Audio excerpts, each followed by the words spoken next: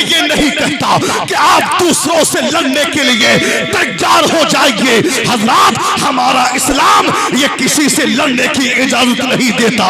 हमारा इस्लाम खून खराबे का हुक्म नहीं देता। हमारा इस्लाम किसी के साथ बदतमीजी करने की इजाजत नहीं देता। हमारा इस्लाम किसी औरत को बेवा करने का हुक्म नहीं देता। हमारा इस्लाम किसी बच्चे को यतीम करने का हुक्म नहीं देता। अरे हम तो उस नबी के मानने वाले हैं कि जिस नबी पर ताइफ के मैदान में दुश्मनों ने पत्थरों की बारिश की तो सहाबा ने अर्ज किया, या रसूल अल्लाह, आपकी एड़ियां खून में लहूलुहान है, आपकी एड़ियां खून में तर है, आपके पैर खून निकलने की वजह से जूतियों से चिपक चुके हैं। या रसूल अल्लाह, हमारी जाने आप पर कुर्बान हो जाए। हजरत मीकाईल बोले, या रसूल अल्लाह, अल्लाह रब्बुल इज्जत ने मुझे हवा चलाने और पानी बरसाने पर मुसल्लत फरमाया है। अगर आप हुक्म दे दे तो मैं ऐसी हवा चलाऊंगा जो तूफान की शक्ल इख्तियार करेगी और चारों तरफ से पहाड़ उखड़कर आपके दुश्मनों को हलाक कर देंगे। तो मुस्तफा जाने रहमत ने फरमाया, ऐ मीकाईल खामोश, तुम ताइफ के मैदान में मेरे दुश्मनों का चेहरा देख रहे हो, मगर मैं इन्हीं की नस्लों में पैदा होने वाले बच्चों के सीनों में ईमान देख रहा हूं। नारे तकबीर, नारे रिसालत, मसलके आला हजरत हजरत अल्लामा मुफ्ती अमानुल हक साहब किबला, नारे तकबीर। मैक मास्टर साहब हैं भैया, इसकी आवाज क्लियर कर दे, खींच नहीं रहा है, इसका आवाज को साफ करें, जो बेस है उसको कम कर दे, आवाज बढ़ा दे, ताकि जो बोलूं अच्छी तरह ज़हन नशी हो सके। जरा झूम के कहे, या रसूल अल्लाह, ये चिरपराहट है, इसको खत्म कर दे, और अकीदत से कहते हैं या रसूल अल्लाह। तो इस्लाम की अगर हिफाजत चाहते हो तो हाथों में तलवारें उठाने की जरूरत नहीं, मुस्तफा जाने रहमत का किरदार उठाने की जरूरत है। जिस दिन हमने अपने हाथों में मुस्तफा जाने रहमत का किरदार उठा लिया, दुनिया देखती रहेगी, इस्लाम बढ़ता रहेगा। इस्लाम ये गुंडागर्दी से नहीं फैला, इस्लाम ये शरपसंदी से नहीं फैला, इस्लाम ये तलवारों की बुनियाद पर नहीं फैला। इस्लाम फैला है तो मुस्तफा जाने रहमत के किरदार से फैला। कसम खुदा की मेरे दोस्तों, मेरे सरकार ने इस दुनिया में आकर दुनिया को इंसानियत का सबक दिया है। और जब लोग मेरे सरकार के सबक को लेकर मैदान में निकले हैं, तो वो लोग जो कभी जुल्म की तलवारें अपने हाथों में लेकर के चला करते थे, आज वही लोग अखलाक व किरदार की तलवारें अपने हाथों में लेकर के चल रहे हैं। इस्लाम ये शरपसंदी से नहीं, मेरे नबी के अखलाक से फैला। कसम खुदा की मेरे नबी की तरह किसी का अखलाक नहीं, मेरे नबी की तरह किसी का किरदार नहीं, मेरे नबी की तरह किसी की सूरत नहीं, मेरे नबी की तरह किसी की सीरत नहीं। क्या अखलाक है मेरे नबी का, जरा सरकार का अखलाक मुलाहिजा फरमा ले। हजरात, सरकार जब मक्का की गलियों में निकलते तो लोग मेरे सरकार को गालियां बकते, लोग मेरे सरकार को बुरा भला कहते, औरतें छतों से मुस्तफा जाने रहमत के ऊपर कूड़ा डालती थी, लोग मेरे सरकार के रास्ते में कांटे बिछाते थे, औरतें छतों से कूड़ा डालती। मगर क्या अखलाक है मेरे नबी का, औरतें छतों से कूड़ा डालकर जब सरकार के चेहरे अंजर को देखती तो मुस्तफा जाने रहमत के चेहरे पर गुस्सा नहीं, मुस्कुराहटें नजर आती, प्यार नजर आता। अरे मेरे सरकार एक तरफ अपने ऊपर डले हुए कूड़े को साफ फरमा देते, और एक तरफ सरकार तबस्सुम फरमाते हैं। अगर मजमा बेदार है तो कोई सरकार का दीवाना ना रहा।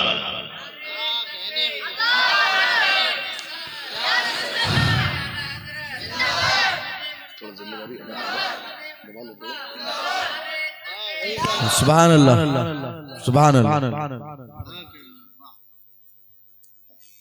औरतें कूड़ा डालकर सरकार के चेहरे को देखती तो मेरे नबी के चेहरे पर मुस्कुराहटें नजर आती। ये अखलाक है सरकार का। अब ये कूड़ा डालने वाले, गालियां बकने वाले, रास्तों में कांटे बिछाने वाले एक जमाने तक मेरे सरकार पर जुल्म करते रहे, मगर मेरे सरकार ने कभी भी निगाहें उठाकर नहीं देखा। मेरे सरकार ने कभी भी दुश्मनों को जवाब नहीं दिया। अब ये दुश्मन, ये सब हैरान है कि आखिर ये कौन शख्स है कि हम गालियां बकते हैं, रास्ते में कांटे बिछाते हैं, जुल्म करते हैं, मगर ये अजीब इंसान है कि हमको निगाहें उठाकर नहीं देखता है। अब इन मुखालिफों ने मशवरा किया कि आखिर इस इंसान से मुलाकात करें और देखें कि ये कौन है। अब मुखालिफों की एक जमात मेरे सरकार की बारगाह में आ गई और मेरे सरकार से आकर अर्ज किया कि आप कौन हैं। मेरे सरकार ने फरमाया मैं अल्लाह का नबी हूं। लोगों ने कहा कि आप क्यों आए हैं, तो मेरे सरकार ने फरमाया मैं दुनिया को अच्छाई की चादर ओढ़ाने और बुराई को मिटाने आया हूं। मैं बुरों को अच्छा बनाने आया हूं। जब मेरे सरकार ने ये बताया कि मैं अल्लाह का नबी हूं तो उसी जमात से ये आवाजें आई कि पागल है ये, माज़अल्लाह, दीवाना है ये, माज़अल्लाह, मजनू है ये, माज़अल्लाह।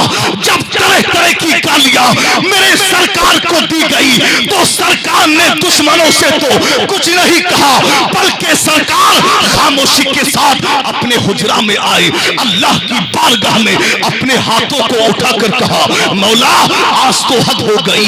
लोग मुझे पागल कह रहे हैं, लोग मुझे दीवाना कह रहे हैं, लोग मुझे मजनू कह रहे हैं, तो मशीकत का नकीब बोला ऐ मुस्तफा दुनिया तुम्हें क्या कह रही है, ये ना देखो बल्कि ये देखो कि तुम्हारा रब तुम्हें अपना हबीब कह रहा है।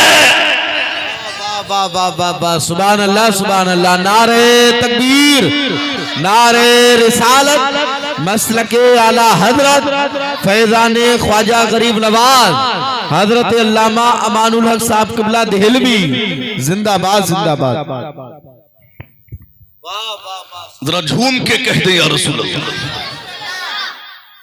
एक जमाना हो गया इन तमाम बुराइयों के बावजूद मुस्तफा जाने रहमत अखलाक को किरदार की तलवारें अपने हाथ में लेकर आ गए मैदान। शादी की महफिल है, इंशाअल्लाह मैं धीरे धीरे अपने मौजू की तरफ आ रहा हूं। परेशानी मेरे सरकार इन तमाम बुराइयों के बाद में तवज्जो मेरी तरफ मैदान में आ गए। अब मेरे सरकार का चचा है जो रिश्ते में चचा लगता है, अबू जहल। ये अबू जहल ये रिश्ते में मेरे नबी का चचा है। अब जब मेरे सरकार मैदान में आए तो इस अबू जहल ने मुखालफत की और मेरे सरकार के खिलाफ इसने लोग खड़े कर दिए और कहा कि कौन है जो मोहम्मद का कत्ल कर दे माज़अल्लाह। सब लोग कहे माज़अल्लाह। कहा कौन है जो मोहम्मद का कत्ल कर दे। अब कुछ लोग थे जो मैदान में आए, कहा हम कत्ल करेंगे। अबू जहल ने कहा मोहम्मद जहां भी दिखे सर कलम कर दो। अब अबू जहल के कहने पर उसके लोगों ने हाथों में तलवारें ली, हाथों में हथियार उठाए और अबू जहल और मेरे सरकार के कत्ल के इरादे से निकल गए मैदान में। अब मेरे सरकार को तलाश कर रहे हैं, मुस्तफा जाने रहमत को तलाश कर रहे हैं कि कहां सरकार दिखें और सर कलम कर दें। मेरे नबी को तलाश कर रहे हैं दुश्मनान नबी मुस्तफा जाने रहमत को तलाश कर रहे हैं। अब तलाश करते करते जब मुस्तफा जाने रहमत के सामने पहुंचे, कसम खुदा की गए तो कत्ल के इरादे से थे, मगर जब सरकार के चेहरे बद्दुआ पर नजर पड़ी तो कत्ल क्या करते, मेरे नबी का चेहरा देखकर मुसलमान हो गए। वाह वाह वाह वाह वाह वाह, सुभान अल्लाह, जिंदाबाद जिंदाबाद। कलमा पढ़ लिया और कलमा पढ़ के आए अबू जहल के पास। अबू जहल के पास आए और कहा, अबू जहल ने पूछा, तवज्जो मेरी तरफ, ये हजरात अपना काम कर रहे हैं, इनको काम करने दें, आप मेरी तवज्जो मेरी तरफ तवज्जो दें। अबू जहल ने अपने लोगों से कहा कि क्या रहा कि अपने मकसद में कामयाब रहे। तो लोगों ने कहा कि जनाब ये काम हमारे बस का नहीं है। अबू जहल कहने लगा कि कैसी बात करते हो, तुम्हारे बस का नहीं है? कहा कि ये मेरे बस का नहीं, और जो हमारे बस में था वो हमने कर लिया। अबू जहल से कहा कि जो हमारे बस में था वो हमने कर लिया है। कहा तुम्हारे बस में क्या था? तो लोगों ने कहा कि हम भी उनके हाथ पे कलमा पढ़ के उन्हीं के हो गए हैं। ये है मुस्तफा जाने रहमत के चेहरे अनवर का कमाल कि लोग चेहरा देखते हैं, कलमा पढ़ के मुसलमान हो जाते हैं। मेरे दोस्तों, अब देखें मुस्तफा जाने रहमत के चेहरे अनवर की नूरानियत का आलम। इमाम जुर्कानी ने एक वाकया नकल किया है। कहते हैं कि सरकार एक मर्तबा बाहर सैर करने के लिए तशरीफ ले गए और सरकार ने देखा कि बाहर एक शख्स ऊंट को, कुछ लोग ऊंट चरा रहे हैं, एक काफले ने पड़ाव किया हुआ है और उनके ऊंट चर रहे हैं। अब उन ऊंटों में एक सुर्ख रंग का ऊंट मेरे सरकार ने देखा। अब जब ऊंट पर नजर पड़ी तो मेरे सरकार ने मालिक के ऊंट से मुलाकात की, काफले के सरदार से मुलाकात की। कहा कि ये ऊंट बेचना चाहते हो?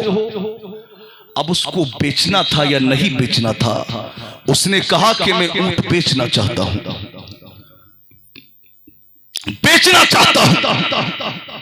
तो सरकार ने फरमाया, देखो भाई, मैं ऊंट खरीदने के लिए तो बाहर नहीं आया था, मैं तो बस सैर करने के लिए, घूमने के लिए आया, मगर आपका ऊंट मुझे पसंद आ गया। इसकी कीमत अभी तो मेरे पास नहीं है, अगर आप चाहें तो मैं ये ऊंट उधार ले जाऊं और इसकी कीमत अभी भिजवा देता हूं। कहा ठीक है। मेरी सरकार ने ऊंट की रस्सी को लिया और सरकार ऊंट को लेकर चल दिए। सारा काफिला नियत बांध के खड़ा है। मुस्तफा जाने रहमत तशरीफ ले जा रहे हैं, सरकार तशरीफ ले जा रहे हैं। ऊंट मेरे सरकार के पीछे पीछे है, आगे आगे मुस्तफा जाने रहमत है, पीछे पीछे ऊंट है।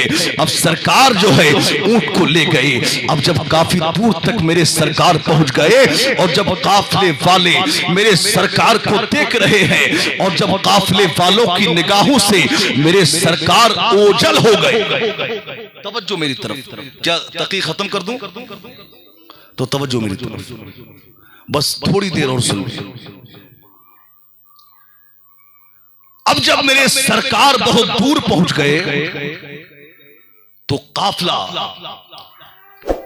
जब मेरे सरकार आंखों से ओझल हो गए, दिखना बंद हो गए, तो काफिले वालों ने एकदम सख्ते से बाहर आए और कहा कि यार एक बात बताओ, ये शख्स जो ऊंट लेकर गया है, क्या तुम में कोई इसको जानता है? तो कहा हमें कोई नहीं जानता।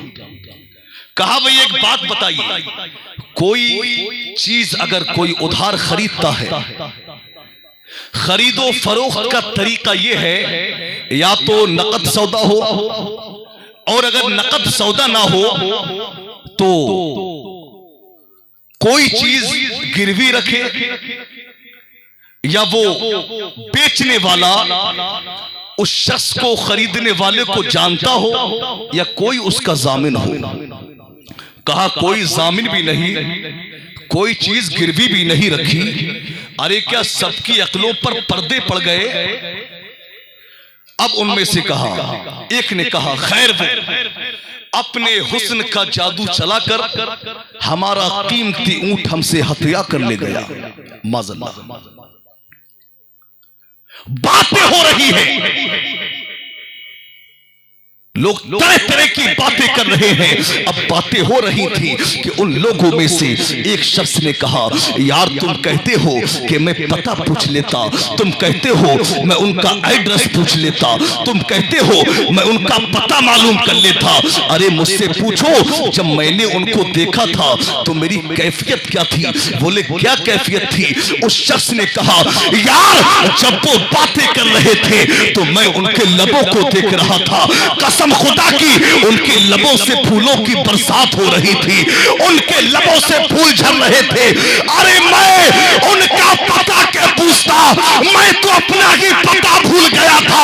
तभी तो मेरे इमाम सरकार आला हजरत अजीमुल बरकत शाह इमाम अहमद रजा खान फाज़िले बरेलवी अलैहि रहमा इरशाद फरमाते हैं, उन्हीं की पूमा ये समन है, उन्हीं का जलवा चमन चमन है, उन्हीं से गुलशन महक रहे हैं, उन्हीं की रंगत गुलाब में।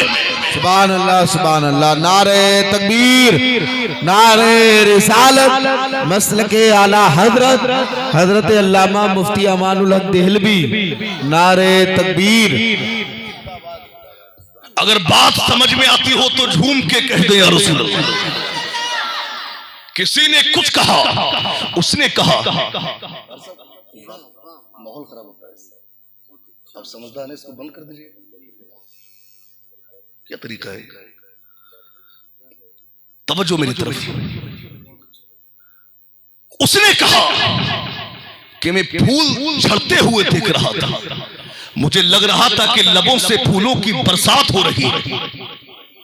किसी ने कुछ कहा, किसी ने कुछ कहा।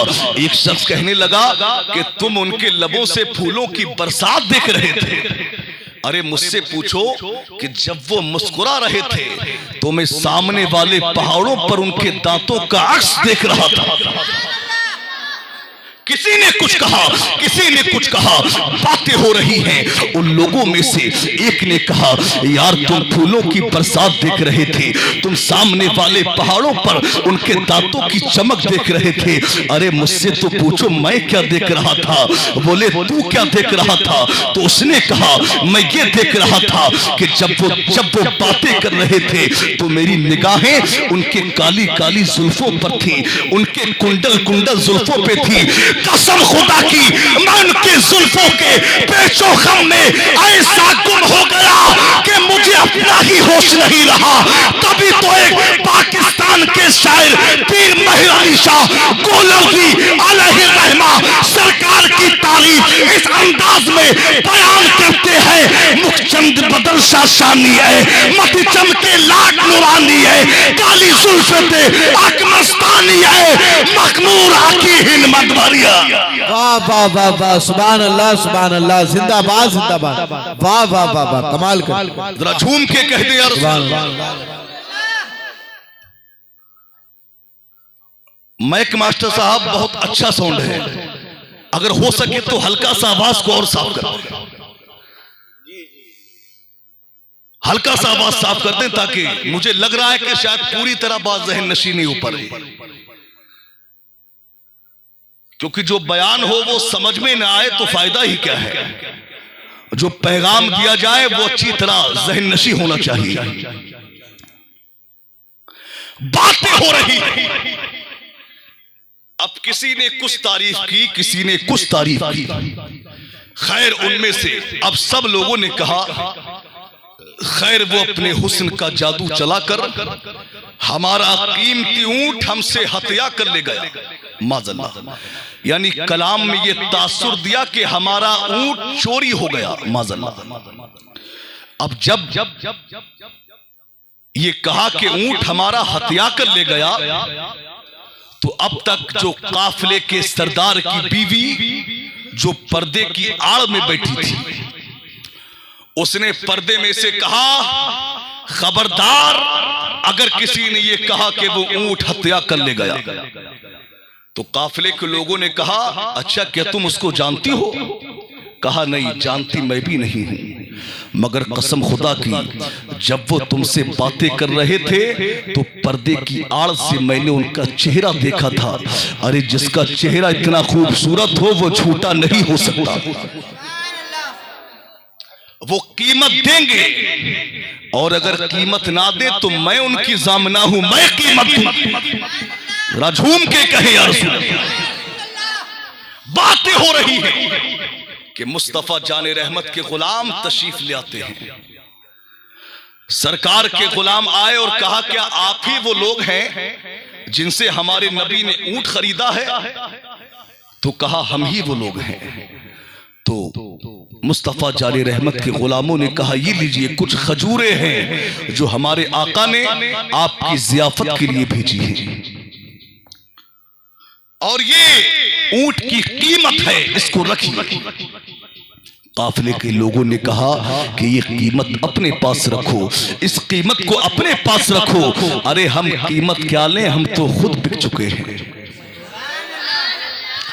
हम तो खुद बिक चुके हैं। ऐ मेरे ऐ सरकार के गुलामों, ऐ उस हसीन चेहरे वाले के गुलामों, अब जरा ये बता दो वो महबूब रहता कहां है?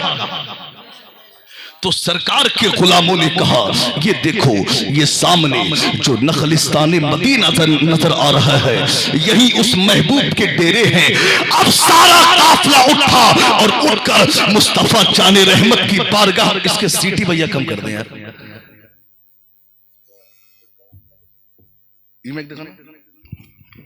पूरी तकरीर इसी तरह हो गई यार। हेलो हेलो हेलो, सरकार के इसका आवाज हल्का सा बढ़ाया, ये ठीक।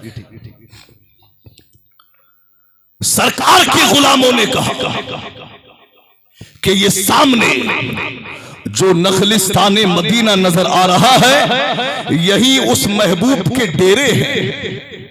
अब सारा काफिला उठा और उठकर मुस्तफा जाने रहमत की बारगाह में आ गया, और सरकार की बारगाह में आकर मेरे सरकार से कहा कि या रसूल अल्लाह, ये कीमत को अपने पास रखें, ये कीमत अपने पास रखें। अरे हम तो खुद बिक चुके हैं। सरकार अब देर न करो, हमें भी कलमा पढ़ा कर मुसलमान कर लो।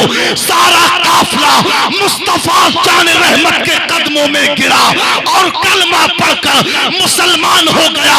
तभी तो मेरे इमाम कहते हैं, सरकार आला हजरत फरमाते हैं, अल्लाह की सरताबा कदम शान है ये, इंसान नहीं इंसान, वो इंसान है ये। कुरान तो ईमान बताता है इन्हें, ईमान ये कहता है मेरी जान है। वाह, नारे तकबीर, नारे रिसालत, मसलके आला हजरत अल्लामा मौलाना खतीब आज़म हिंदुस्तान मुफ्ती अमानुल हक साहिब किबला, नारे तकबीर। वाह मुफ्ती साहब जिंदाबाद, बहुत शुक्रिया। सारे काफिले ने मेरे सरकार के हाथ पर कलमा पढ़ के इस्लाम कबूल कर लिया।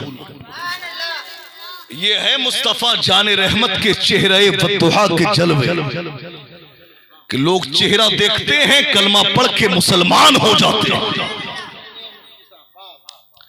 अब अगर कोई किसी से प्यार इसलिए करता है कि वो खूबसूरत बहुत है, कोई किसी से प्यार खूबसूरती की वजह से करता है, कोई किसी से प्यार उसकी आदतों की वजह से करता है, अच्छी आदतों की वजह से, तो मेरे दोस्तों आइए देखिए कि हमारे सरकार की आदत से अच्छी किसकी आदत होगी, मेरे सरकार से हुस्न से बढ़कर किसका हुस्न होगा। बल्कि सारे कायनात को जो नूर मिला है, सारी कायनात को जो हुस्न मिला है, ये हुस्न मुस्तफा का सदका है। सुभान अल्लाह। तभी तो शायर ने कहा है कि समझा नहीं हुनूस कभी, समझा नहीं हुनूस मेरा इश्क बेसबात, तू कायनाते हुस्न है या हुस्न कायनात, तू कायनाते हुस्न है या हुस्न कायनात। तो मेरे दोस्तों, मेरे सरकार के सदके में सारी दुनिया को नूर मिला है। बातें बहुत सी जहन में नाजिल हो रही हैं, मगर अब मुझे कंडीशन देखकर यह लग रहा है कि ज्यादा देर अब प्रोग्राम ना चलाया जाए। ये महफिल शादी की मुनासिबत से, बस आखिरी बात कह के गुफ्तगू खत्म, ज्यादा वक्त नहीं लूंगा। अब शादी की मुनासिबत से एक हदीस समाप्त कर ले। आपने मुझसे पहले बयान शादी के ऊपर सुना, शादी की मौजू पर। हालांकि मौजू मेरा भी वही था, मगर जब पूरा बयान जब शादी पर हुआ तो मैंने चाहा कि कुछ घुमा फिरा कर बयान किया जाए। एक हदीस पाक समाप्त कर मेरे मुस्तफा जाने रहमत की। सरकार ने फरमाया कि जवानों, तुम में जो कोई निकाह की ताकत रखता है वो निकाह करे। एक हदीस, तकरीर खत्म। तुम में जो कोई निकाह की ताकत रखता है वो निकाह करे, क्योंकि निकाह से निगाहें नीची रहती हैं और शर्मगाहों की हिफाजत और ज्यादा हो जाती है। और फरमाया कि तुम में जो कोई निकाह नहीं कर सकता, निकाह की ताकत नहीं रखता, उसको चाहिए कि रोजे रखे, क्योंकि रोजों से ख्वाहिशात नफसानी खत्म हो जाती है, नफसी ख्वाहिशात टूट जाती है। मेरे भाई, अब हम सरकार की इस हदीस पर, इस हदीस को अपनी निगाहों के सामने रखें और अपने मुआशरे का जायजा। तो आज कितने लोग हैं जो निकाह की ताकत रखते हुए निकाह करते हैं? मेरे दोस्तों, आज बहुत से ऐसे लोग हैं जो चाहे तो कई घरों की जिम्मेदारियां उठा सकते हैं, मगर उसके बावजूद वो निकाह नहीं करते, बल्कि अपनी ख्वाहिशात को इधर उधर मुंह मार के पूरा करते हैं। उनकी ये सोच है कि जब बाजार में दूध मिलता है तो घर में भैंस पालने की जरूरत क्या है। शायद कि उनको मालूम नहीं कि बाजार के दूध में और घर के दूध में बड़ा फर्क होता है। अरे बाजार के दूध में कोई मिलावट भी शामिल कर सकता है, बाजार के दूध में कोई मक्कारी भी कर सकता है, मगर जो घर का दूध होता है उस दूध की लज्जतें ही अलग होती हैं। तो आज जवानों की ये सोच है कि जब काम इधर उधर मुंह मार कर चल रहा है तो क्या जरूरत है निकाह करने की। और आज मैं बड़ी माजरत के साथ कहता हूं, आज जो लोग 30-30, 35-35 साल की उम्र होने के बावजूद आज जो लोग शादियां नहीं करते, मैं हर एक देर से शादी करने वाले के लिए नहीं कह रहा हूं, बल्कि अक्सर लोग ऐसे हैं जो शादियों में ताखीर करते हैं। उनमें अक्सर लोग ऐसे हैं जो इस तरह के मसाइल में घिरे होते हैं। तो मेरे दोस्तों, निकाह ये सिर्फ जिन्स की तस्कीन का नाम नहीं, बल्कि निकाह तो दिलों के मिल जाने का नाम है। निकाह से दो दिल आपस से मिल जाते हैं। अल्लाह ने ये जो कबूल है कि अल्फाज रखे हैं, इन अल्फाज में अल्लाह ने वो तासीर रखी है, वो बरकतें रखी है कि जब बंदा कबूल है कहता है तो अर्श आजम से मोहब्बतों का नुज़ूल होता है, जो मियाँ बीवी के दिलों में भर दिया जाता है। हर हज़रात, मर्द औरत अजनबी है, लड़की ने लड़के को नहीं देखा, लड़के ने लड़की को नहीं देखा, उसके बावजूद निकाह होता है, ईजाबो कबूल होता है। इस ईजाबो कबूल में अल्लाह ने वो बरकतें रखी है कि मियाँ बीवी के दरमियान ऐसी मोहब्बत पैदा हो जाती है जो बाज दफा माँ बाप व अजीज व अकरबा से भी नहीं होती है।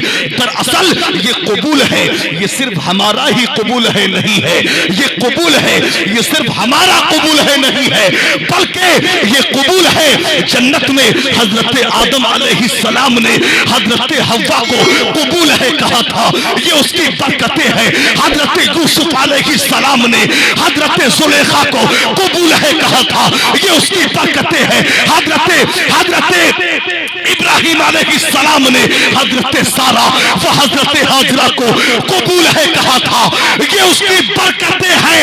और हमारे प्यारे आका मोहम्मद रसूलुल्लाह सल्लल्लाहु ताला अलैहि वसल्लम ने हजरत आयशा को कबूल है कहा था, ये उसकी बरकतें हैं। तो जब बंदा कबूल है कहता है तो अर्श आज़म से मोहब्बतों का नुज़ूल होता है और बंदा इसकी खैरात हासिल करता है। सुन्नत रसूल को अदा करके इंसान उस मोहब्बत की खैरात हासिल करता है। मेरे दोस्तों, तो आज ये माहौल है हमारा और आज हम जायजा लें, आज हम पूरी दुनिया का जायजा लें कि आज ज़िना कितना आम हो गया।